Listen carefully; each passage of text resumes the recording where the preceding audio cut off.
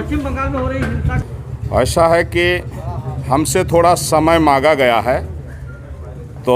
वहाँ विधिक कार्रवाई जो है करने के लिए मुझे आश्वासन मिला है कि संविधान की रक्षा हर संभव में की जाएगी और वहाँ जांच की जा रही है। जो लोग जो है इस तरह से अनलीगल असंवैधानिक कदम उठाए हैं, तो हमने जो है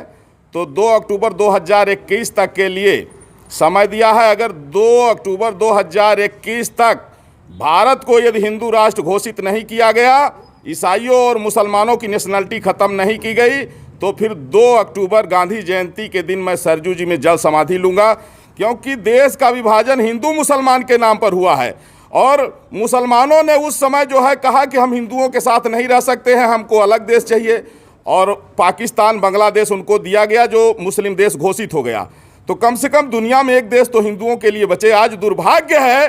कि वेस्ट बंगाल में जितने यहाँ के मुसलमान हैं वो भी रोहिंग्याओं के साथ मिलकर के एक तरफ से हिंदुओं की हत्या कर रहे हैं, और उसी तरह जो है तो तमिलनाडु में हो रहा है, केरल में हो रहा है। जहाँ भी मुस्लिम आबादी ज़्यादा है उनको पाकिस्तान से प्रेम है, लेकिन हिंदू और हिंदुस्तान से नफरत है। ये हिंदू और हिंदुस्तान के वजूद को मिटाना चाहते हैं। इसलिए अब आवश्यक है कि भारत को हिंदू राष्ट्र घोषित किया जाए, और अगर ऐसा नहीं होगा तो मैं जगत गुरु परमहंस आचार्य पीठ श्री तपस्वी छावनी राम घाट अयोध्या से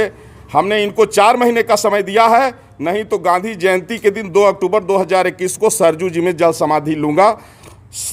आशा करता हूं कि आदरणीय प्रधानमंत्री नरेंद्र मोदी जी के नेतृत्व में संविधान की रक्षा के लिए यह महत्वपूर्ण कदम जरूर उठाया जाएगा।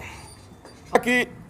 जब वहाँ की स्थिति से पता लगा कि जब वहाँ राज्यपाल महोदय पीड़ितों से मिलने के लिए गए, तो जिस तरह से वहाँ के मुस्लिम समुदाय ने, रोहिंग्याओं ने उनके साथ में जो बदसलूकी किया, इससे ये पता लग रहा है कि अब पूरे देश में मुसलमानों की नागरिकता समाप्त होनी चाहिए, भारत हिंदू राष्ट्र घोषित होना चाहिए। नहीं तो 13 बार भारत के बंटवारा हो चुका है और अब स्थिति में भारत नहीं है कि फिर से ये बंटवारा झेल सके। तो इसलिए राष्ट्र की एकता और अखंडता के लिए चाहे जान चले जाए, लेकिन मुसलमानों की नागरिकता समाप्त होनी चाहिए, भारत हिंदू राष्ट्र घोषित होना चाहिए, और इसके लिए हमने 4 महीने का समय दिया है। महाराज जी, अगर